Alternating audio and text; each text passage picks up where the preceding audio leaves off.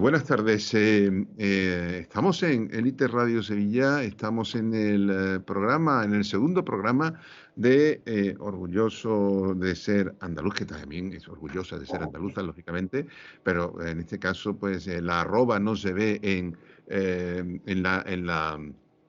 lo que es la cuestión pues, terminológica y entonces pues se ha decidido por este punto un poquito más neutro, ¿no?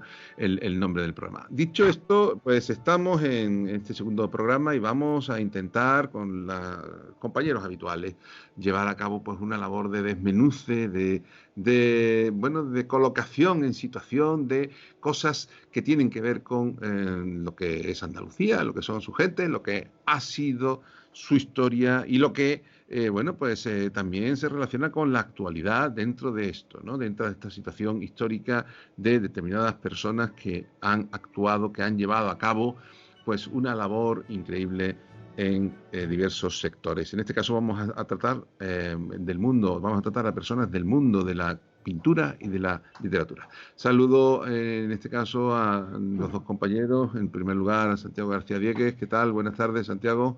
Hola, buenas tardes, ¿qué tal? ¿Cómo lo llevamos? Pues muy bien, muy tranquilo. Estos días hemos estado en la sierra, no hemos podido ir 2 días y pasear por el campo y la verdad es que hacía falta, hacía falta. Y la gente muy respetuosa, en todos sitios. La Mm. verdad es que muy bien. Afortunadamente en Sevilla, pues la sierra está dentro de la provincia también, Claro, claro. con lo cual, en este caso, pues se puede hacer perfectamente y Sí, tú sí, que sí. desde allí de la zona, pues Sí, sí, sí. conoces lo de cuán bella es la Sierra Norte de Sevilla, como cualquiera de las Sí. sierras de nuestra tierra andaluza en toda su extensión. Y saludo también a Antonio Jiménez. ¿Qué tal? Buenas tardes, Antonio. Buenas tardes, José Manuel. ¿Qué Aquí hay? estamos a compartir esta tarde con ustedes. Y con nuestro... Cómo, cómo lo llevamos? ¿Cómo lo llevamos? Aquí estamos intentando avanzar, como todo en la vida, hay Avanzar. que seguir avanzando, avanzar, avanzar. Avanzar, efectivamente, hay que ir avanzando y desescalando, y desescalando. En este caso no hay Totalmente. que ir hacia arriba, sino que hay hacia abajo, hay que ir hacia abajo. Y yendo hacia arriba, en este caso, no hacia abajo, lo que, bueno, pues queríamos plantear, lo que queríamos tratar es de hacer un pequeño viaje por dos momentos importantes dentro de la historia de la cultura de Andalucía. Dos momentos importantes porque reflejan el genio y el ingenio que esta tierra ha dado a muchísimas personas para que lo transmitan al mundo, para que lo transmitan a todos. Personas admiradas, personas que han realizado unos trabajos increíbles y que, bueno, pues el reconocimiento a nivel universal es absoluto. Vamos a tratar, por un lado, el siglo de oro de la pintura en nuestra Andalucía, pintores andaluces que han brillado con luz propia, siguen brillando en la historia y siguen brillando en todos los museos, como podríamos hablar también de otros momentos, pero en este caso vamos a hablar del siglo de oro porque hay otros grandísimos pintores que no podemos olvidarnos, como por ejemplo Picasso, por decir uno, entre otros muchos, que no pertenecen a este siglo de oro, pero el siglo de oro es la época elegida, igual que vamos a hablar de la generación del 27, igual que podríamos hablar de otra serie de momentos históricos. Comenzando por el siglo de oro, por enumerar en primer lugar pintores relevantes, universales, que ha dado esta tierra, pues tenemos por el más universal de la época a Velázquez, a José de Rivera, Juan del Valer Leal, Francisco de Zurbarán, Francisco Pacheco, Alonso Cano, Francisco Herrera el Viejo, Francisco Herrera el Mozo y otros muchos más que ya se nos van perdiendo en el listado de tantas y tantas personas. Pero, bueno, pues comencemos un poco por el más universal, por decirlo de algún modo, por Velázquez, ¿no? Velázquez es un personaje, es un pintor que realmente fue relevante en su época y sigue siéndolo. No vamos a entrar en detalles artísticos porque no somos expertos en ello, pero sí en detalles relacionados con la época, con el porqué y muchísimas cosas. Y para ello, bueno, pues os pregunto, os dejo ahí un poco la cuestión. Diego Rodríguez de Silva y Velázquez, conocido como Diego de Velázquez, nació un 6 de junio de 1599, era Géminis, eso es interesante. Y bueno, pues es universal. universal. ¿Qué destacaríamos de ello? ¿Qué destacamos? Cualquiera de los dos, el primero que quieras comenzar. Bueno, yo, Diego Velázquez, como tú dices, José Manuel, ha pasado a ser, es universal, a ser pintor español universal, entre otros varios, como has dicho, algunos nombres tú. La importancia de Velázquez es indudable, es admirada a nivel mundial. A lo mejor en Andalucía, como tú dices, muchas veces nos olvidamos de estas grandes genialidades. No es que nos olvidemos, sino que se nos queda ahí en un subconsciente, que cuando lo vemos en el museo nos vamos al Louvre, vemos un cuadro allí, nos admiramos, vamos a la National Gallery y nos quedamos de piedra cuando lo vemos, pero lo tenemos en el Museo del Prado y lo tenemos en museos españoles, ¿no? Y verdaderamente Velázquez es admirable en todos los sentidos y admirado por pintores extranjeros que han venido a ver a Velázquez a España, ¿no? Velázquez es una creación, una mejora absoluta y está al nivel de los 3 o 4 pintores más grandes de la historia, o 5. Velázquez está sin duda alguna en el top de los mejores y de los mayores creadores, ¿no? Como Santi hablaba el otro día y ustedes hablaban el otro día los dos, la creación, ¿no? Velázquez, y has hablado de Picasso también, la creación es el denominador común, la explosión creativa, la producción que tienen y el valor añadido que da a nuestra tierra. Cualquier persona que vea a Velázquez como sevillano o como andaluz es un valor universal para nuestra tierra, ¿no? Y es un valor universal. Es lo importante destacar, la universalidad y con un genio que se restringe a un poco más de 100 obras, ¿no? 120, 130 obras reconocidas, Santi. Es algo que está además, fuera de lugar, ¿no? Sí, además consiguió, yendo de Sevilla a Madrid, ser pintor de cámara de Felipe IV. Eso en aquella fecha era, imaginaros, ¿no? Era pocos artistas podían aspirar a algo así, ¿no? Y le dejó pintar toda la familia y Felipe IV, con lo especial que era, recuerdo que viendo algunos programas el año pasado, creo que fue, lo difícil que era tratar con ese hombre y cómo a través de la pintura iba ganándolo, y a través de la familia, cómo le daba vida, esas meninas, cómo le daba vida a la familia y cómo consiguió hacerse un puesto muy importante, porque se dice mucho que además de pintor, a veces era hasta consejero, ¿no? Creían mucho en él, ¿no? Y se lo ganó a pulso. Llegó de Sevilla y le costó mucho. A mí me consta que uno de los puntos más importantes que él tenía es que cuando pintaba lo dejaban con lo que en aquel momento eran los reyes, lo dejaban a pesar de todas las pegas que le ponían. En las meninas le costó mucho trabajo pintarla como él quería, porque no querían que las pintara así, y al final consiguió un nombre dentro del reino, y consiguió un nombre, y desde el punto de vista de Andalucía, él consiguió, para mí, que es algo de lo que estamos hablando, se hizo alguien muy importante en Madrid, que en aquel momento era todo, ¿no? En el mundo, ¿no? Daros cuenta que estábamos hablando del siglo de oro, ¿no? Claro, influido por su suegro, ¿no? Su suegro era Francisco Pacheco, ¿no? Sí. Entre otras cosas, y por otra serie de pintores, Diego Velázquez llegó a Madrid y bueno, pues impresionó, porque hombre, venía precedido por la fama, lógicamente, que ya tenía aquí, y cuando lo eligieron pintor de cámara, pues lo hicieron porque, bueno, realmente tenía valor. Pero costaba, en aquel momento costaba, o sea, llegar a ser pintor de cámara del rey era muy, muy difícil, ¿no? Es curioso, José Manuel, has dado un dato importante. Francisco Pacheco, su suegro, en el mismo taller coincide con Alonso Cano. Sí. Otro también de la época, Viene de Granada y coincide con el taller con Francisco Alonso Pacheco. Cano de Granada, efectivamente. Sí, de Granada. Cuidado que Velázquez estuvo con Francisco Herrera, con Herrera el Viejo, antes que con este, o sea que coincidió con varios grandes maestros, y como dice Santi, habéis hablado antes, Velázquez consigue mejorar a los que estaban, que ya eran grandes. O sea, Velázquez lo que hace, que es lo que es un valor añadido que hacemos los andaluces, ¿no? Que es mejorar lo que hay. Nosotros hemos sido capaces de mejorar lo que había. Y Velázquez supera, da ese paso a lo infinito, a la universalidad y a la calidad, y supera a todos los demás. Es una por eso digo de convencer, ¿no? Porque había pintores muy importantes en aquel entorno del reino, ¿no? Y él llegó y le costó trabajo, pero tenía tanta calidad que al final se rindieron ante las evidencias, ¿no? Y en muchos cuadros le costó. Además es curioso porque ahí coinciden, vamos, en ese siglo de oro coinciden en 3 años, creo que nacen no sé si Zurbarán, hay tres que coinciden, Murillo, Velázquez y Alonso Cano, creo que coinciden en 3 años. Luego, a Murillo no se le suele incluir, es como si fuera un pintor costumbrista dentro de una época dorada y que realmente, cuando las personas que hayan ido a la National Gallery allí a Londres se dan cuenta que es la joya de la corona de allí, de Londres, la de Murillos que tienen allí, que han desaparecido de nuestro país, ¿no? de España. Murillo es el pintor universal hasta el siglo XIX, es el pintor más conocido de España.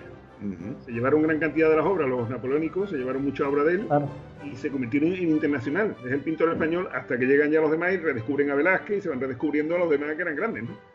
Murillo, como tú dices, Murillo es grandioso, lo que pasa es que lo hemos convertido en un pintor costumbrista y que no lo es, ¿no?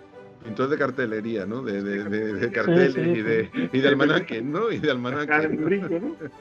Y de almanaques, ¿no? Hubo una época en que lo ponían la gente, lo ponía quien fuera en los almanaques, porque era todo tan angelótico, ¿no? Tan, celestial, tan bonito, tan hermoso, que al final lo ponía así, ¿no? Pero bueno, sí, es verdad, y compite, pero sin embargo no está en las primeras trazas de los pintores, a pesar de que evidentemente es universal. Caravaggio le influyó mucho a Murillo fuera de nuestro país, porque claro, los pintores italianos ya se sabe, y en esa época pues son brutales, ¿no? Y a cuenta de las obras, tú has estado hablando de las meninas, Santi, pero es que nos ponemos a ver y las hilanderas, por ejemplo. Una obra sí. magistral, magistral. Y si ya es la rendición de Breda, eso es historia pura, ¿no? De que pintó solo 100 cuadros, pero hay que ver los formatos, los tamaños, pasa como Rubén, ¿no? Es que hay pintores que han pintado grandes formatos y esos formatos hay que verlos, los tamaños, ¿no? Como Leonardo, un cuadrito. Claro, él pintaba la historia en ese momento, ¿no? Él era el cronista oficial en pintura, ¿no? Él contaba la historia.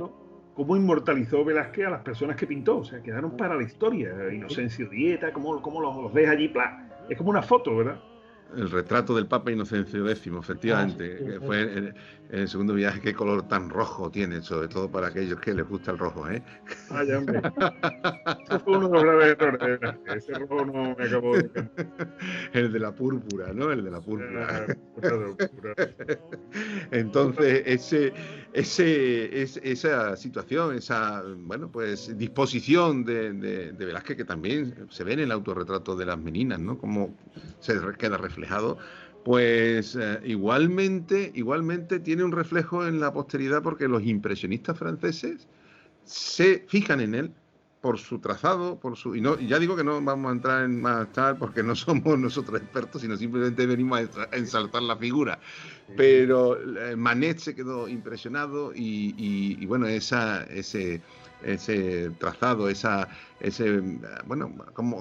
pintura, vamos a dejarlo ahí y tal, por no decir un sinónimo inadecuado, deja mucho margen a los impresionistas y les hace evolucionar, ¿no? Correcto, Samuel, tú lo que estás contando es muy importante, porque Velázquez no solo fue un gran pintor de su época, de su estilo pictórico, sino que además redescubrió nuevas iniciativas pictóricas. El impresionismo queda, por ejemplo, las hilanderas, ¿no? Has comentado, esa pintura ya tiene un toque impresionista, y de hecho hay una anécdota muy interesante porque creo que fue Ingres, vino al Museo del Prado cuando estaba en el siglo en ese siglo, y los cuadros de Velázquez estaban apilados, no estaban puestos como ahora. Y se impresionó. Ingres, que es un gran paisajista, por cierto. Sí. Y fue a Francia y contó allí que Velázquez había un pintor aquí en España que ya había cosas que había que empezar a estudiar. Y entonces él es un precursor, Velázquez es un precursor de muchos estilos pictóricos, ¿no? Es una cosa interesante que también nos valora a los andaluces, de que no solo estamos aquí en nuestra tierra, sino que encima fuimos a Madrid y encima influimos en el mundo. Efectivamente. Y además coincidió con los impresionistas franceses, y es que además iba creando tendencia allá donde llegaba, ¿no? Mejoraba, todo lo que tocaba lo mejoraba, ¿no? Y claro, era impresionante, era un creador nato, ¿no? Bueno, pues le hemos hecho un pequeño repaso a Velázquez, pero hemos también hablado de Pacheco, de Alonso Cano. Son pintores de la época, coincidentes, coetáneos con Velázquez, pero hay otra serie de pintores como Zurbarán, que no podemos olvidar. Qué genio, ¿no? Con el claroscuro, con ese misticismo, también influido por Caravaggio, ¿no? ¿Qué podemos decir de Zurbarán? ¿Qué podemos decir de Zurbarán? Zurbarán es otro pintor increíble. También, como dice Osone, lo hemos etiquetado. Era de Badajoz, pero su pintura la hizo en Sevilla y en Andalucía prácticamente, y entonces pues ha sido universalmente conocido por su obra en Andalucía, ¿no? Zurbarán tiene un valor pictórico tremendo, además lo tenemos aquí cercano también. Muchos cuadros de Zurbarán están aquí en el Museo de Bellas Artes de Sevilla. Lo que pasa es que Zurbarán efectivamente se encasilló en una pintura museísta de monasterio, de iglesia. Sí, religiosa, pintura religiosa. Muy detallada, era minucioso, como dice también los claroscuros, el detalle, ¿no? Las perspectivas específicas que tiene Zurbarán. Otra aportación importante para la pintura. Zurbarán es otro muy estudiado por pinturas posteriores en el tiempo, ¿no? Aunque no van a pintar pintura religiosa, pero es un pintor admirado y con una trayectoria importante, ¿no? Y hay muchas obras de Zurbarán muy importantes, ¿no? En grandes museos, como dice Zurbarán, es que muchas veces vamos a museos extranjeros, claro, y allí vemos los cuadros de pintores españoles que nos quedamos de piedra, ¿no? Cuando lo vemos, ¿no? De Fuente de Canto era, Badajoz.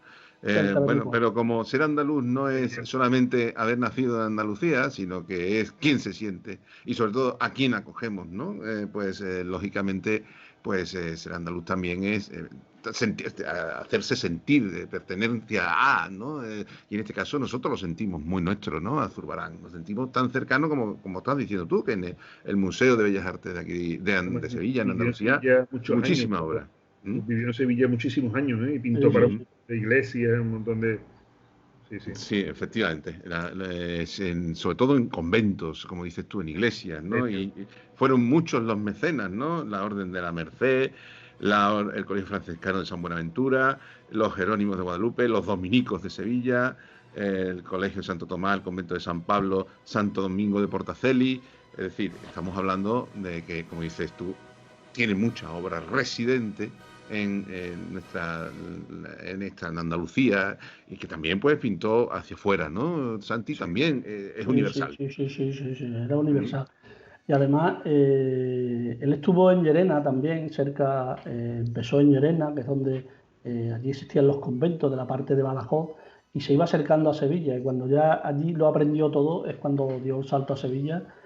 Y la verdad es que automáticamente se contagió del encanto de aquí, empezó a pintar, y al principio empezó a pintar tema paisajístico, pero rápidamente volvió a la pintura religiosa, ¿no? Influido por todo lo que había aquí en esa fecha, de convento y todo, ¿no? Y se centró muchísimo en la pintura religiosa. Hay que decir que los pintores en la época, salvo algunos, a lo mejor como Velázquez, el resto vivían de lo que les daban, un poco como pasa ahora también, ¿no? Claro. Algunos que están situados y tal porque son tocados por las manos de los galeristas o de las personas, de los mecenas, ¿no? Porque al fin y al cabo todo es mecenazgo en el arte, en este caso en la pintura. Y en este caso, como dice Santi, empezó con paisajismo y al final acabó pues haciendo obras religiosas, porque era quien le daba de comer, ¿no? La iglesia era uno de los grandes que encargaban obras de arte, ¿no? La iglesia era un gran productor de adquisición de arte, y creo recordar que en Sevilla en aquella época habría, no sé si 50 o 60 conventos y monasterios, ¿eh? Claro. En Sevilla, capital, ¿eh? No puedo imaginar lo que es eso, ¿no? Pero ¿por qué? Nos preguntamos por qué. Porque, lógicamente, en el Siglo de Oro, la expansión del catolicismo, y ahora entramos en un aspecto sociológico, tenía que tener un corazón que latiera hacia el lugar, hacia el exterior, ¿no? Porque, lógicamente, si no se llevaba, esto en los términos absolutos, no vamos a hablar en términos relativos, si no se llevaba esa expansión de la religión, pues lo que era la misión de mantener el imperialismo o el imperio español, pues estoy a lo mejor metiéndome en cosas que son extremas dentro de la historia, ¿no? Pero que de alguna manera pues pueden influir en esa situación, ¿no? Daros cuenta que entonces no sabía mucha gente leer ni nada, y la pintura, los mismos dibujos y la misma pintura la iglesia explicaba mucho de todo lo que quería contar, ¿no? Eso es el caso más exponente del barroco aquí en Sevilla, por ejemplo, es Valdés Leal, ¿no? Efectivamente, sobre él vamos. Leal, que es el exponente del barroco oscuro, ¿no? Lo que tiene ahí en La Caridad es tremendo. Yo he estado en una visita que Granajes Culturales, que es una empresa de aquí de Sevilla, nos invitó de 90 minutos y es espectacular, ¿no? Espectacular lo que hizo ahí Bardel Leal y lo explicaba todo, ¿no? Esas famosas postrimerías donde te habla de la muerte, donde te habla del pecado, te habla del juicio, te habla de la gloria, ¿no? Cómo te va llevando y tú lo vas viendo conforme el guía te va contando, te va llevando pintura a pintura desde la muerte, que la muerte tenemos que morir todos porque morimos por el pecado, ¿no? Es lo que explica la Iglesia, lo que quiere contar en ese momento, y cómo lo va explicando hasta la gloria, ¿no? Hay un purgatorio incluso, pero tú lo estás viendo y te lo está explicando. Por eso la Iglesia le importaba mucho este tipo de pintores, ¿no? Porque te contaban todo lo que querían expresar sin necesidad de saber leer ni nada, que entonces había muy poquita gente que tenía acceso a la lectura y te lo explicaba. Y Bardel Leal ahí en el Hospital de la Caridad, brutal. Miguel de Mañara tiró de él, no lo dejaba irse, vamos. Es curioso, Santi, has explicado el Hospital de la Caridad. Es curioso porque en el Hospital de la Caridad coinciden Bardel Leal y Murillo. Totalmente. Hay dos obras de Murillo allí también. Y es curioso también, para poner en valor a los andaluces, que se coordinaron, pintaron cada uno en su momento, cada uno de los cuadros, y se coordinaron en la temática. Efectivamente. Es un valor añadido. O sea, los andaluces no solo somos que nos pegamos tiro entre nosotros, ni que es lo que pretenden vendernos desde fuera, sino que encima nosotros mismos, dos grandes pintores, que para colmo hay que decirlo todo, en aquella época eran antagónicos. Porque Murillo era muy pacífico y muy religioso y Bardel Leal era iracundo, era un carácter desabrido que le costó en la historia un sitio histórico, porque era tan iracundo que lo convirtieron en el pintor de lo tétrico, de lo lúgubre, de oscuro, el más oscuro de naturaleza muerta, todas estas cosas, ¿no? Es curioso que además, pues, Juan de Bardel Leal tuvo también, pues su participación en obras en Córdoba, no solo en Sevilla, sino también en Córdoba, ¿no? Hay que decir que nos centramos un poco en Sevilla porque el Siglo de Oro, donde está realmente funcionando el comercio a todos los efectos y a todos los niveles, es desde Sevilla, ¿no? Donde vienen la capital económica de Europa era entonces Andalucía y el mundo conocido, ¿no? Efectivamente, la entrada a través de el río hasta llegar al archivo de Indias Puerto de India era tremendo, ¿no? Efectivamente, entonces por eso estamos hablando de lo que ha sido, que podemos tocar otras épocas, lógicamente, en las cuales también podemos reflejar situaciones como esta, como podemos reflejar la filosofía o la medicina o determinadas cuestiones en la época en la que Córdoba era la capital también cultural y la capital económica del mundo musulmán y de Al-Ándalus, ¿no? Entonces podríamos ir hacia ese sitio. Seguramente iremos, con el tiempo iremos hablando de ello, porque hay que hablar de eso, hay que hablar de estas cuestiones, pero el Siglo de Oro se centra mucho en esta localidad, ¿no? Y bueno, hablando de Juan Bardel Leal, pues pues en Córdoba también tuvo su participación, su intervención, ¿no? Tiene un retrato de San Andrés que es espectacular, vamos, el cuadro de San Andrés es espectacular. Lo venerable, lo citado venerable. También, increíble. Cualquier cosa que podamos decir, cualquier cosa que podamos decir, pues esa oscuridad y ese claro oscuro y la utilización de la luz en contraposición con la oscuridad es algo que, bueno, deja impactado. Yo creo que cualquiera que pueda y tenga la ocasión, cuando todo esto pase y pueda acercarse al Hospital de la Caridad, pues se dará cuenta de lo relevante que, además, hay que decirlo, son frescos. No estamos hablando que son pinturas en cuadro, en tabla o en lienzo, no, son frescos, están en la pared. Para que vean lo que hay que ver, que dura la visita 90 minutos, ¿eh? O sea, y no se te hace largo. O sea, dura 90 minutos. Y cada cuadro de Bardel Leal, lo que pasa como Velázquez y Murillo, tienen 60 detalles, cada cuadro tiene 60 cosas añadidas por el pintor, es que es de una riqueza absoluta, eso no se da muchas veces en la pintura, ¿no? Tiene tantos pequeños elementos de valor, y como dice José Manuel, ¿no? Esto era la forma de explicar a los creyentes de la época, es como habéis explicado, una didáctica religiosa, y macho, es impresionante. Si nos impresiona ahora, imaginaron en aquella época, esas personas cuando iban allí y veían aquellos cuadros, lo que les causaba, ¿no? Ujú. la Pues verdad. sí, la verdad es que bueno, pues es increíble todo lo que estamos hablando de las personas, podríamos hablar bueno, pues de esto de Alonso Cano en Granada, que también hemos dicho que es influyente en lo que hizo Velázquez en su día, y bueno, que son pintores que están dentro de nuestra historia, de la historia de Andalucía y de la historia del universo pictórico. Bueno, pues un poco pasando ya a la otra parte que íbamos a tratar, pues nos centramos en la literatura, nos centramos en la literatura y en una época mucho más reciente, una época mucho más actual, más cercana. Va a cumplirse 100 años dentro de 7, porque estamos hablando que estamos en el año 20 y la generación del 27 pues tendrá su centenario que deberíamos de conmemorar. Imagino que habrá algún episodio para conmemorarlo, porque por ejemplo estamos tratando de años como el año Becker, ¿no? El año Murillo, que fue el año pasado, etcétera. Sí, Desgraciadamente sí. Becker ha tenido un año un poco complicado, ¿no? Por decirlo de alguna manera, porque estamos hablando de que cualquier acto que se pudiera hacer, pues se tiene limitación en ese sentido. Becker, otra de las personas, sin perjuicio de entrar después, pero quizá un poco, pues minorizado, ¿no? Por decirlo de alguna manera, ¿no? Por su poesía, ¿no? Muy tal, y que realmente es un literato impresionante, grandioso, ¿no? Antes de entrar en la generación del 27.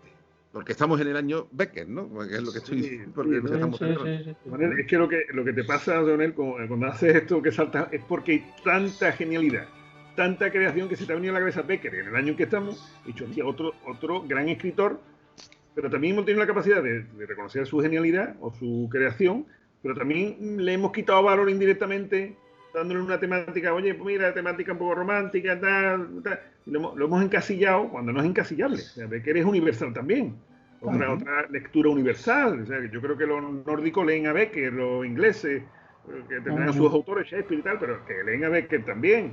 O sea, Mm. los franceses, que por mucho que no nos tengan mucha simpatía, también lo leen. Entonces a ti se te escapa Becker, macho, y te pegas y entras en un terreno y dices, macho, otro señor que, claro, efectivamente es inolvidable, ¿no? ¿No, Santi? ¿Cómo Sí, lo sí, ves? Porque la totalmente. verdad es que el año Becker se ha cortado de una manera Sí, bueno, la verdad es tremenda con la que situación. ¿Mm? la verdad es que la situación, pero vamos, iba a ser un año muy, muy, muy potente. Y si iba, y Becker iba a conocerse mucho más ya. ¿Sabéis lo que yo veo de Becker? Como muchos artistas que son en Gran Bretaña, como ha dicho Antonio, bueno, es una eminencia, es una figura, o sea, es parangón de todo, ¿no? O Ujú. sea, gran parte de las historias que se han escrito de él, de todo, porque además él era el romanticismo y después era simbolismo, dos cosas Maravilla, tan contrapuestas, ¿no? Ujú. Entonces les maravilla. concertaba mucho y han escrito mucho, mucho. Los ingleses han escrito muchísimo, tanto Mm. como aquí en España de ellos, ¿no? Y sobre todo de Becker, ¿no? Lo que sucede es que solemos minorar aquello que tiene un valor y que en el extranjero, esto de que no se es profeta en su tierra, en Andalucía muchas veces y desgraciadamente se produce. Pero bueno, por eso estamos aquí, para ensalzar a Además, aquellos que y son de yo aquí, creo, que No, no lo sé ustedes si son. lo estaréis notando, pero nos estamos viniendo arriba hablando de los grandes Se trata de eso, de ¿no? la historia, nos estamos viniendo arriba. Es decir, Se porque que trata de poca eso. atención. Se trata de pero eso. yo Se ya no trata de eso creo y que, transmitírselo a la gente, que es lo claro, yo importante, ya que no se lo creo que transmitamos. solo en su tierra, sino en su época, ¿verdad? Ujú. Sí. Casi nadie triunfa en su época. O sea, ¿quién los conoce? A los grandes artistas, ¿quién los ha conocido? Gente muy cercana, gente Bueno, han triunfado mucho más. En épocas siguientes se le ha dado mucho más valor, ¿no? Ujú. Y Pero siempre ha ocurrido con todo, ¿eh? yo bueno, quiero hacer. en Sí, Andalucía hemos conseguido a Alonso Cano, como habéis dicho antes, le llamaban el Bueno, divino, ¿no? Y sí, fue reconocido en su época. Velázquez también sí, fue sí, sí. reconocido en su época, Pero ¿eh? eso ya era ¿verdad? Y Murillo también. Velázquez también. Sí, pero Velázquez era lo Estoy hemos diciendo dicho que antes. Es nuestra que Velázquez naturaleza. era el pintor de cámara de Felipe IV. Correcto. Es que ujú. Felipe IV, daros cuenta quién era, ¿no? El Claro. rey Claro. del. Es que si a ti Felipe IV te miraba, pues ya eras semidios, ¿no? O sea, claro. Felipe, Efectivamente. Felipe IV regaló un cuadro a un príncipe holandés o un rey y lo coleccionan allí, como lo guardan como si fuera un regalo que le hizo, y está allí guardado en Holanda como si fuera una cosa. Hay un detalle, entrando en la literatura, en detalle que quiero dar, un detalle que quiero ensalzar igualmente. No es que los premios sean importantes, pero sí que cuando hay reconocimientos, pues hay que ponerlos de manifiesto. Y se me olvidaba antes, pero hay un tercer premio Nobel, que es Santiago Ramón y Cajal, que fue premio Nobel, se me olvidaba antes. Pero de los 3 premios Nobel que ha habido en nuestro país, entre la ciencia y las artes y la literatura, 2 son de esta tierra. Uno se llama Juan Ramón Jiménez y otro Vicente Aleixandre, que nos sirve para enlazar con el tema que vamos a hablar en esta segunda parte del programa, que es la generación del 27. La generación del 27, donde se integra Vicente Aleixandre. Hay que decirlo, 2 son andaluces. Uno de Cádiz, otro de Sevilla, son andaluces, son de aquí. Y seguimos ensalzando, como dice Antonio, para venirnos arriba. Claro, es que hay que venirse arriba. Es que hay que poner en valor lo que somos, lo que tenemos y lo que podemos hacer. Porque si estos conciudadanos, ya digo, antes decía lo de compatriotas fuera de micrófono, que está muy vista esa palabra ahora mismo, y no, conciudadanos, con personas que han nacido en esta tierra, pues han sido capaces de hacer estas cosas porque tienen genio e ingenio y tienen lo que hay que tener porque lo da la tierra, lo da, pues lógicamente hay que ensalzarlo y hay que ensalzar todo lo que tiene de valor. Y bueno, pues podemos hablar de andaluces que pertenecen a la generación del 27 de diversa índole. Adriano del Valle, Manuel Alto Aguirre, Federico García Lorca, hablaremos de Emilio Prados, Luis Cernuda, Vicente Aleixandre, Rafael Alberti, José Moreno Villa, Fernando Villalón, Joaquín Romero Murube. Solo en la generación del 27, todos estos escritores son andaluces. Cada uno en su visión de la vida y de las cosas, lógicamente. Pero, bueno, ¿qué podemos decir enlazando con Vicente Aleixandre, Santi?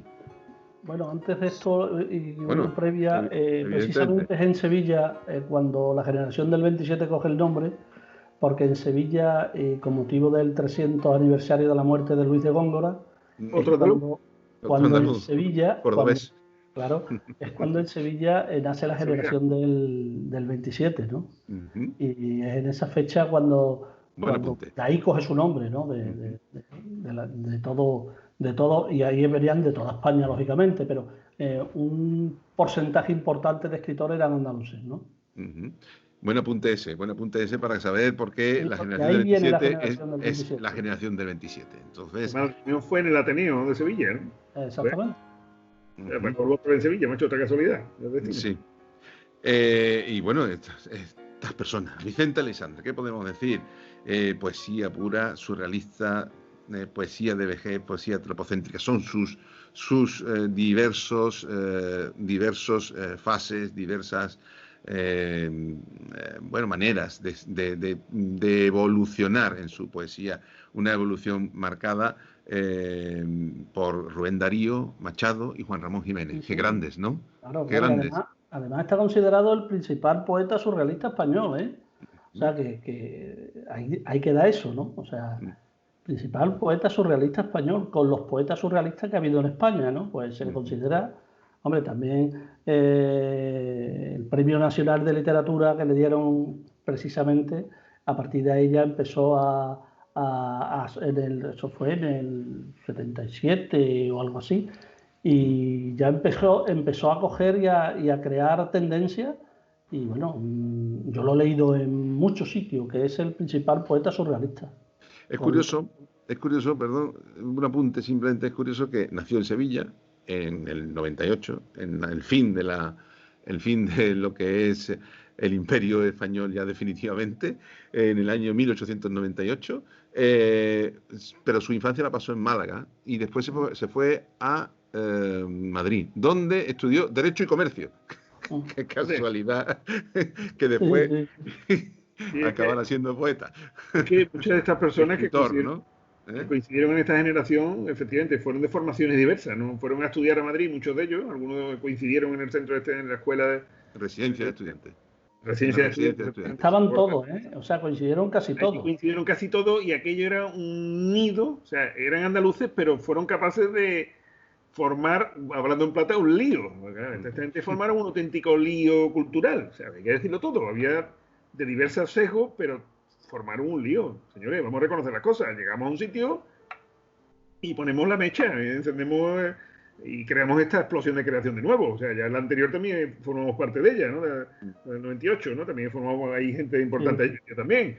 Pero, como dice José Manuel, estos señores se juntan aquí y, bueno, cada uno escribe en su nivel y además hay distintos sesgos, hay que decirlo todo, ¿no? No todo el mundo era de un mismo lado, ¿no? Claro. Eran los rebeldes y creadores sin excusa, o sea, creaban por obligación, o sea, era una creación continua, ¿no? Y en este caso, Vicente Alessandre, pues, según se junta un completo de cosas, como dice Santi, un surrealismo en su poesía, pero además hubo una crítica social, creo recordar en el final de su obra, de ya de madurez y vejez, pues hay una crítica social, ¿no? Ante la situación que se estaba creando, ¿no? En un país.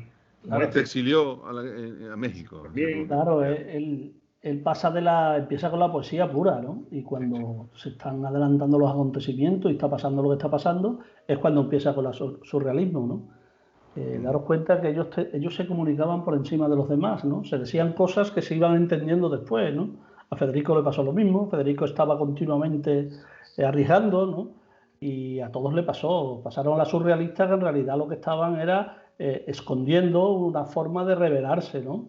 Y al final, el que se quedó aquí le pasó lo que le pasó y el que no se tuvo que ir, ¿no? Que los andaluces no somos sumisos, somos rebeldes también. Totalmente. Con causa, rebeldes con causa. Todos pasan por esa época surrealista, todos. Pero la rebeldía tiene que ver también con la forma y la sabiduría, ¿no? Y la sabiduría lo que supone es tiempo, y saber hacer las cosas conlleva eso, el tiempo y saber cuándo se tienen que hacer. Desde luego, lo que está claro es que en muchas ocasiones pues ha tenido un alto costo en vidas, ¿no? Esta rebeldía, porque la rebeldía se ha producido y ha tenido alto costo en vidas, ¿no? Pero Málaga coincidió con Emilio, un poquito por dar dos pinceladas de Vicente Aleixandre, ¿no? Emilio Prados, ¿no? Emilio Prados en Málaga, y después, bueno, pues coincidió con Cernuda, Alto Aguirre, Alberti y García Lorca, de los cuales vamos a hablar ahora mismo, en pues también la realización o la ejecución de la revista de Occidente, ¿no? Donde, bueno, pues se fueron uniendo todos estos genios que tenían también, pues, su participación en la residencia de estudiantes. Todo genio. Y claro, cuando uno, como decía Santi, pues unos y otros iban hablando, pues se iban entendiendo y el genio de uno incrementaba el del otro, ¿no? El genio de uno incrementaba el del otro, ¿no? Entonces, bueno, pues qué hablar, hablando, aparte de Cernuda, pues hablar de Vicente Aleixandre, hablar de quién, de Rafael Alberti, por ejemplo, ¿no? Rafael Alberti, poeta universal, poeta vinculado a la mar, vinculado porque, bueno, pues de donde nació, pues lógicamente tiene pues esa relación, ¿no? En el puerto de Santa María. Una persona con, bueno, pues que escribió poesía, antologías, teatro, bueno, pues, inmenso. Era bueno, hacerlo todo gigantesco, ¿no? Por decirlo de algún modo, ¿no? Sí, la verdad que Alberti, como tú dices, José Manuel, aparte de un poeta, es un creador absoluto y además un rebelde, crítico contra la situación social. En su poesía refleja muchas cosas, pero además yo recuerdo la sensación que tengo de Alberti, que no solo era un creador de literatura o de escrita, sino que además pintaba, dibujaba, es como una especie de hombre del Renacimiento que hacía un montón de cosas, elaboraba mucha creación y era incontenible, ¿no? Además Alberti lo escuchabas hablar y era una persona incontenible, ¿no? Era una continua expresión de cosas, de ideas, de palabras, eran efervescentes, ¿no? Era una forma de crear continua, y lo que pasa es que muchas personas se han quedado con el Alberti del final, un poco con los pelos blancos y tal, se han quedado con esa imagen final, claro. Una trayectoria tremenda de obra poética, de plata, que recuerdo yo haber estudiado en el bachillerato, ¿no? De la poesía de la literatura española, ¿no? La poesía es una de las épocas gloriosas de la poesía, y Alberti está dentro de los grandes nombres de esa generación, ¿no? Sí, Santi. Claro, sí. Y además él, cuando escribió Marinero en Tierra, que los primeros versos precisamente no pudo estar en su tierra, en Cádiz, porque él tuvo una afección pulmonar y se tuvo que ir a la Sierra de Guadarrama, y allí empezó a escribir los primeros poemas de Marinero en Tierra, ¿no? Que tanta fama le dio, ¿no? Y al hilo de lo que estabais hablando, después se viene a Madrid cuando se restablece y resulta que se junta día a día y tiene unas tertulias con Federico, con Jorge Guillén y con Vicente Alessandre, nada más y nada menos que los 4. Tertulia un par de días en semana, o sea, imaginaros, ¿no? Eso sería... O sea, que es que eran vasos comunicantes, estaban continuamente. El surrealismo de hecho, el surrealismo de Vicente Alessandre, yo creo que él influyó algo a los demás en su parte, ¿no? Cuando llegó la época esta tan dura, que se tenían que salir y que tenían que estar continuamente, no estaban ya a gusto y estaban escribiendo, y el surrealismo, esa forma escondida de quejarse, ¿no? Y yo creo que ahí Vicente Alessandre fue el que influyó en todos ellos, ¿no? Y estuvo ahí, y la verdad es que es impresionante cómo se formaba. Habría que ver una tertulia de esos señores, ¿no? Eso sería impresionante. Bueno, entenderíamos poco, me imagino, en esa fecha, ¿no? Claro, Ahora claro. más fácil cuando nos lo explican, pero tendría que ser brutal, ¿no? Sí, este hombre se tuvo que marchar, se fue al exilio. Y a lo que decía Antonio, ¿no? Cuando regresa en el año 77, bueno, pues su imagen, lógicamente, y la mantuvo hasta el final de sus días, ¿no? Pero lo importante más que su imagen es su obra, ¿no? Su extensión, su globalización, cómo, bueno, pues menos mal que se le pudo reconocer después, que hubo tiempo para reconocérsele toda su valía cuando volvió, ¿no? A partir del año 77, todo lo que es y todo lo que supone para la literatura de nuestro país y para las letras andaluzas y para lo que es Rafael Alberti, uno de los grandes, ¿no? Como tantos de los que estamos hablando, como Luis Cernuda. Vamos a acabar con Federico después, ¿no? Porque lógicamente en la generación del 27 es el referente más absoluto, ¿no? Pero Luis Cernuda, ¿qué decir de Luis Cernuda también? Luis Cernuda, grande donde los haya y que bueno, pues lógicamente tuvo también pues que marcharse como los demás y que tuvo influencias en este caso de Bécquer de Pedro Salinas, ¿no? También, que fue uno de sus profesores.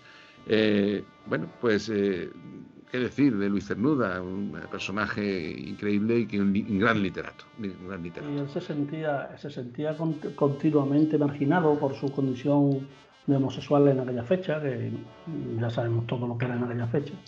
Y era muy profundo, ¿no? Escribía muy profundo, ¿no? Y una poesía pura. También pasó después al surrealismo, lógicamente, influido por la escuela de Vicente Alessandre, pero él tenía una poesía pura y era un escritor que yo creo que se le conoce menos de lo bien que escribió, ¿no? Hay otros que, claro, todos no pueden en la misma época florecer igual, ¿no? Pero tiene una poesía, la verdad, que muy pura, ¿no? Y se sentía, el hecho de estar marginado a él le hizo mucho daño. Cuando estudiamos a Luis Cernuda en el instituto, en los primeros estudios de literatura que hacíamos, era que Luis Cernuda compatibilizaba lo tradicional, ¿no? Lo de siempre, ¿no? Con la originalidad, ¿no? Era una compatibilización de cosas, ¿no? Esa era la ruptura de Luis Cernuda, ¿no? Y la pureza que tú dices, ¿no, Santi? Que generaba una sensación al lector muy profunda, pero a la vez aprovechando lo de antes y innovando sobre esa tradición. Sí, el clasicismo también. Después pasó al surrealismo, pero él se caracteriza mucho por su poesía pura, ¿no? Pero de todas estas personas que les cogió la bomba de la guerra civil, claro, locionó, muchas de estas personas, creo que Luis Cernuda murió fuera, ¿no? En México también, ¿no? Y hay otro más, en México. O sea, es que se tuvieron que exiliar, ¿no? Eso rompió un poco todos los esquemas creativos, ¿no? Sí, yo quiero aquí apuntar que si bien, por ejemplo, en el año 27 en el Ateneo de Sevilla comienza la generación del 27 como ocasión del tercer centenario de la muerte de Góngora, que el camino muchas veces recorrido en algunos de estos literatos pues fue el mismo, ¿no? De Sevilla a Málaga y de Málaga a Madrid. Sí. Es curioso, ¿no? Y la revista de Occidente y la residencia de estudiantes. Puntos en común de todos o casi todos ellos, ¿no? Al margen de las influencias que tenían cada uno de ellos, pues, que eran pues múltiples y variadas. Pero que era curioso, que no era, a lo mejor la vinculación al mar. Alberti lo tenía al lado, ¿no? Tampoco tenía que irse muy lejos para observarlo, ¿no? Pero Sevilla no tiene mar y Málaga tiene una preciosidad allí en el Mediterráneo, ¿no? Entonces, no sé, hay que decirlo, que esa derivación era habitual o fue habitual. Ese dato que tú has dado yo no lo conocía, y es interesante porque es como un lazo creativo, ¿no? O sea, esta tierra, si vas a Jaén, bebes unas cosas, si vas a Málaga, bebes otras cosas, si vas a Granada, es como un vaso comunicante, ¿no? Podemos decir un vaso que unido enriquece, ¿no? En el caso de este contacto con Málaga me parece interesantísimo porque hay varios de ellos que fueron a Málaga y vivieron en Málaga también un tiempo, ¿no? Publicó su primer libro, Perfil del Aire, la imprenta malagueña de Emilio Prados y Manuel Alto Aguirre, que también son sí, claro, andaluces de la generación del 27, ¿no? Entonces, a ver, el movimiento intelectual en Málaga era también muy alto, muy elevado, y en este caso, pues, bueno, pues influía en la situación de estos grandes personas de las letras. Y bueno, pues no queremos quedarnos cortos con quien queremos cerrar, pero bueno, esto es un punto y aparte, Federico García Lorca. Un punto y aparte. Con independencia que todos son un punto y aparte, pero no sé si diría 3 puntos, no sé cuánto, pero hay que decirlo, que es gigantesco. Lo que escribe, cómo escribe, con la libertad, con la absoluta dispersión en todo lo que hace y que enmarca, engloba y te deja pues anonadado en todo lo que puedes leer, ¿no? Efectivamente, es el poeta más influyente del siglo XX, sin duda, ¿no? Además tenía una capacidad de acercarse a lo real, ¿no? Ya hablaremos de sus obras, pero se acercaba a lo real tanto es que te lo dibujaba, ¿no? Te lo dibujaba y tenía una capacidad de transmitir brutal, ¿no? No le dio tiempo a seguir ni a coger la madurez que, aunque ya tuvo madurez en su tiempo, pero por la edad tan joven como murió. Pero bueno, cuando ves alguna de las obras es impresionante, ¿no? Es cómo se acerca, cómo esa casa de Bernarda Alba, cómo te lo va contando, cómo te lleva a la época, ¿no? Es increíble, te hace trasladarte, ¿no? Es importante porque mucha de su obra es poesía y se le considera un poeta, uno de sus libros Poeta en Nueva York, ¿no? De los más universales, ¿no? Y sin embargo, su teatro es increíble, ¿no? No. Tú has pronunciado la casa de Bernarda Alba, pero yo recuerdo que hace muchos años fui a ver una obra que no es muy conocida bueno, es conocida, pero que no es de las más, tal vez, se llama Público, ¿no? Público. Y fue impresionante la puesta en escena. Es adelantarse en el tiempo. Es decir, en una obra de teatro hacer participar en una performance a la gente que está viendo la obra de teatro y hacerlo visible, me parece increíble. Y esa obra era adelantada, porque lógicamente todo se adelantaba con Federico García Lorca, ¿no? Pues yo he metido la pata, me parece, con lo de... No lo he metido, lo he dicho bien. Estaba yo aquí confundido. Pero bueno, la cuestión está en que la desgracia también acompañó a este poeta.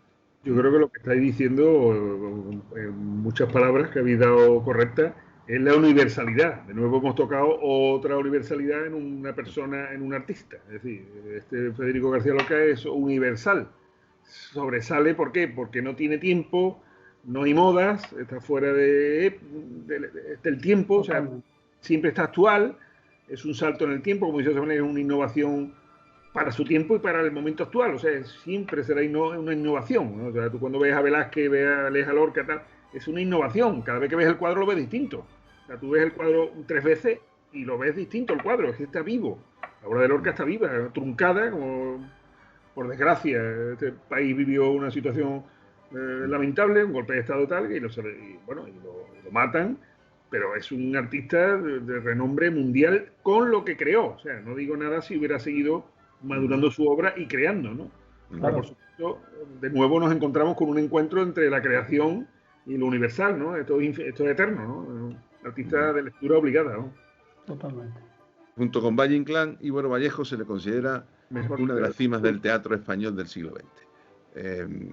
Por eso decía que el teatro... Sí, pero teatro, es que eso como dramaturgo, pero es que además era el poeta más influyente, o sea, claro, como claro. dramaturgo era buenísimo, pero además era el poeta más influyente del siglo XX, o sea, ya no solo, es que tenía distintas facetas y no le dio tiempo a desarrollar nada más, pero cuando empezaba su madurez es cuando ya, bueno, pues lo mataron, ¿no?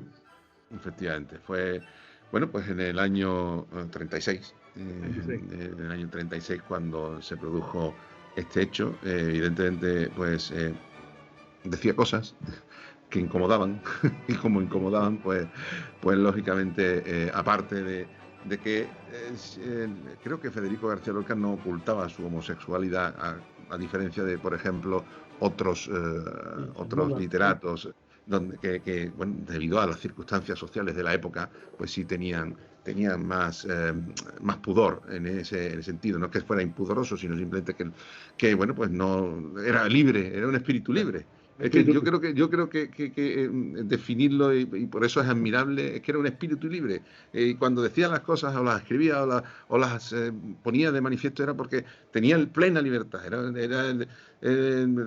la pincelada libre en el teatro, en la poesía, y claro, eso hacía que todo fuera algo, bueno, inmenso, ¿no? Inmenso. El genio de Federico García Lorca siempre fue y será. Todos los creadores de la historia, todos han sido rupturistas en el fondo, ¿no? Como dice Santi Velázquez, cuando lo ve el rey, los cuadros que está pintando de la familia real, no le gusta. Miguel Ángel, cuando ve la Capilla Sistina, no le gusta nunca. Para meterlo en la cárcel. Estos son rupturas, ¿no? Federico, otro rupturista, homosexual declarado, no lo ocultaba, le pasaba como a Miguel Ángel, Rafael, homosexuales declarados, pero eran rupturistas, les daba igual, como dice la palabra exacta es espíritu libre. La libertad creativa, que ya puede venir, el que sea que no te la puede coartar. Por eso posiblemente se lo eliminaron, por desgracia, y posiblemente porque esa libertad creativa era inadmisible. En determinadas épocas de la historia han llevado a las personas a la desaparición, ¿no? Pero bueno. Nos hemos metido ya, se nos ha ido el tiempo volando, hay que decirlo. Yo creo que esto no pensábamos y se nos quedan muchas cosas en el tintero. Pero un poco por ir concluyendo, por dar una síntesis de todo esto, porque lo que hemos hecho es un ejercicio de evaluación y valoración, ¿no? De poner en situación a los que nos escuchen, los que sean, más o menos, que esta tierra tiene genio, tiene ingenio y tiene la posibilidad de hacer lo que quiera, y que los espíritus libres y las personas que quieran hacer cosas, lo único que tienen que hacer es desarrollarlas, emprenderlas y ponerlas en funcionamiento, y sin miedo. No sé, comenzando, Santi, por tú mismo. Vamos a ir terminando. Aparte de la cultura, como un estudio que hemos estado mirando y hemos estado recordando, lo importante es lo que tú has dicho, creadores. Aquí hay muchos creadores. Y si antes se creó con muchos menos medios, pues lo podemos enlazar con la situación que estamos viviendo, ¿no? Se va a seguir creando. O sea, nosotros tenemos en esta tierra, se crea y se va a seguir creando. Y recordando esto, hay veces que hay muchas cosas que si no las recordamos o alguien no nos las recuerda, no caemos en la cuenta de que puede ser, ¿no? Y si ellos lo hicieron en su tiempo y se tuvieron que adaptar a todo, como tú has dicho, todos tuvieron que irse a Madrid porque era donde estaban los medios, ¿no? Era donde estaba el reino. Aquí en Andalucía estaban aquí, estaban en Cádiz, en Málaga, pero al final todos terminaban en Madrid, las tertulias eran en Madrid. Pues aquí en Andalucía sí ha habido siempre tantos creadores, ahora lo sigue habiendo, salvando las distancias, pero toca crear, y yo creo que esto, aparte de un tema cultural, es un tema de ánimo, ¿no? De creer que podemos hacer las cosas. Y que también se queden más cosas aquí, ¿no? Porque, como dices tú, siempre el camino era el mismo, ir a Madrid. ¿Dónde estaban los medios? Claro. Tenemos que darle valor a los medios que tenemos aquí y ponerlos en situación para promocionar lo que tenemos aquí, para darle fuerza, intensidad, porque el genio está, se me cae la boca de decirlo, el genio está ahí, está ahí, el genio está, lo tenemos, lo que hay que ponerlo en situación, ¿no, Antonio? Sí, efectivamente, Rafael, yo de alguna forma, como he dicho ya durante el programa, la memoria de estos grandes creadores, pues primero se te vienen a la cabeza otro montón de creadores que se han quedado, como ya los trataremos otro día o cuando suceda, pero te vas quedando en el pozo ese de que qué valor creativo tenemos, qué capacidad de crear, cómo somos capaces de mejorar y de tener valor, porque para crear hay que tener valor también, ¿eh? Estas personas lucharon en un momento determinado contra corriente, fueron capaces de ir contra cosas que parece que eran inamovibles, cambiaron cosas, fueron capaces de tener sinergias y de ser permeables unos con otros, eran de distintas familias, de distintos ecos sociales, había gente de mayor nivel económico y otro de menos, pero fueron capaces de ir coordinándose y fueron creando una de las mejores épocas de la creación de España y del mundo, ¿no? Pero claro, evidentemente, como tú dices, Tonel, aquí hay un montón de andaluces, un montón de personas que fueron capaces de convivir de distintas formas de pensar y fueron capaces de crear cosas, que es lo que tenemos que tener aquí en Andalucía. Primero crear aquí, pero para esta tierra, y después ya la exportaremos al mundo, pero primero creamos aquí para ser capaces de transmitirla fuera. No que tengamos que ir fuera para después volver aquí a traer las cosas. No, no, no, no. Primero creemos aquí y a partir de aquí las transmitamos fuera. Yo creo que es el valor. Creemos y consolidemos, Antonio. Es que no consolidamos. Correcto. Consolidar es la clave, ¿no? Creadores hemos sido siempre, no hemos consolidado. Sí, pero muchos de estos creadores, la gente piensa, como ya hablamos en el programa anterior, creo recordar, que esto no es crear, levantarse por la mañana y tener una idea, una chispa. No, no, no. Estos son creadores escribiendo. Para escribir una obra de teatro hay que escribir. Y hay muchas anotaciones, borrar y volver a rectificar. Estas poesías de Becker no se escriben en 6 segundos. No. La gente piensa que la poesía es como que se levanta uno por la mañana y se te queda la estrofa incompleta y te la escribes. No. Eso es consolidar una obra, es un poco lo que estamos hablando, ¿no? La consolidación de la obra. Hemos querido hacer un espejo, ¿no? Hemos querido hacer el espejo del genio que tienen estas dos generaciones o dos épocas, y ese genio, hay que decirlo, que es que no nos falta. No les falta muy difíciles, José Manuel, épocas muy difíciles, ¿eh? Complicadas, sí, efectivamente. Muy complicadas. Por diversos motivos muy complicadas. Y que ese genio está ahí, y lo que hay que hacer es ponerlo en valor y motivarlo, y que nadie nos diga que no podemos o no somos capaces de hacerlo, porque somos capaces, lo hemos sido y lo seremos. Bueno, vamos a ir despidiendo el programa diciendo que esto ha sido orgulloso de ser andaluz, de Élite Radio. Os quiero dar las gracias por estar aquí y por haber aportado tantas cosas que hemos hecho aquí al poner en valor lo que es andaluz a los dos. Y bueno, decir que se puede ver por nuestro canal YouTube, se puede oír por el 100.8 de la FM, se puede también oír por www.eliteradiosoya.es y seguirnos a través de nuestro canal de Facebook. Bueno, pues despedirme, Santi, hasta la semana que viene. Nada, encantado, la verdad que se hace corto cuando estás a gusto y hablas de lo tuyo, de tu gente y de lo bueno que hay en Andalucía. Y bueno, pues nada, hasta otro día, pero yo he estado encantado de estar este rato con ustedes. Muy bien, muchas gracias igualmente. Antonio, nos seguimos viendo la semana que viene también en el orgulloso de ser andaluz. Proponga algún tema. Bueno, iremos por a nosotros nos sobran los temas para hablar de los andaluces, y lo que habrá que a lo mejor tomar algún tema más cercano, más directo, más ahí traer a gente de diario, que necesita también verse compensada y recompensada en una situación como la que vivimos, que es difícil, y que bueno, pues lo que tiene que darse cuenta es que se puede hacer muchas cosas, se pueden seguir adelante, y que salimos adelante de esta, pero bien, y con genio, y con ingenio, y con ganas, y con todo lo que tenemos. Esto ha sido todo. Buenas tardes a los que nos ven y nos oyen.